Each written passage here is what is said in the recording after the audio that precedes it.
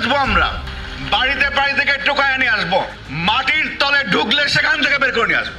সাবেক police মহাপরিদর্শক IGP বেনজির আহমেদকে দুবাইয়ে গ্রেপ্তার করা হয়েছে বলে একটি গণমাধ্যমে প্রকাশিত প্রতিবেদনে দাবি করা হয়েছে। প্রতিবেদনে পুলিশ সদর দপ্তরের এক ঊর্ধ্বতন কর্মকর্তার বরাত দিয়ে বলা হয়, দুর্নীতি দমন কমিশনের দুদক মামলায় ইন্টারপোলের সহযোগিতায় তাকে আটক করেছে দুবাই পুলিশ। তবে এ বিষয়ে এখনও দুদক, পররাষ্ট্র মন্ত্রণালয়, ইন্টারপোল বা সংযুক্ত আরব আমিরাত কর্তৃপক্ষের কোনো আনুষ্ঠানিক বক্তব্য পাওয়া যায়নি।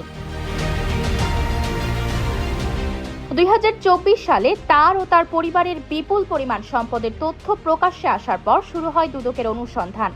তদন্তে দেশজুড়ে শত শত বিঘা জমি, একাধিক ফ্ল্যাট, ব্যাংক হিসাব, শেয়ার এবং বিপুল অঙ্কের সম্পদের তথ্য উঠে আসে। অভিযোগ ওঠে তার ঘোষিত আয়ের সঙ্গে এসব সম্পদের কোনো সামঞ্জস্যই নেই। দুদকের অনুসন্ধান শুরু হওয়ার পরই 2024 সালের মে মাসে বেনজির আহমেদ দেশ ছেড়ে চলে যান। এরপর আদালতের নির্দেশে তার সম্পদ জব্দ, ব্যাংক হিসাব অবরুদ্ধ এবং পরবর্তীতে তার বিরুদ্ধে গ্রেপ্তারি পরোয়ানা জারির উদ্যোগ নেওয়া হয়। দেশত্যাগের পর থেকেই তিনি পলাতক হিসেবে বিবেচিত ছিলেন এবং তাকে দেশে ফিরিয়ে আনতে ইন্টারপোলের সহযোগিতাও চাওয়া হয়। এরই মধ্যে অস্ত্র পাচার, অবৈধ সম্পদ অর্জন, সম্পদের তথ্য গোপন এবং পাসপোর্ট জালিয়াতি সহ একাধিক অভিযোগে তার বিরুদ্ধে মামলা হয়েছে। তার স্ত্রী ও 2 মেয়ের বিরুদ্ধেও পৃথক মামলা দায়ের করা হয়েছে।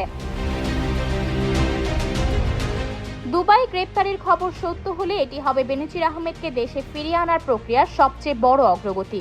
এখন নজর থাকবে সংশ্লিষ্ট কর্তৃপক্ষের আনুষ্ঠানিক বক্তব্য এবং তাকে বাংলাদেশে ফিরিয়ে আনার পরবর্তী আইনি প্রক্রিয়ার দিকে। আয়েশা অর্থী, নিউজ ডেস্ক, গ্লোবাল টেলিভিশন।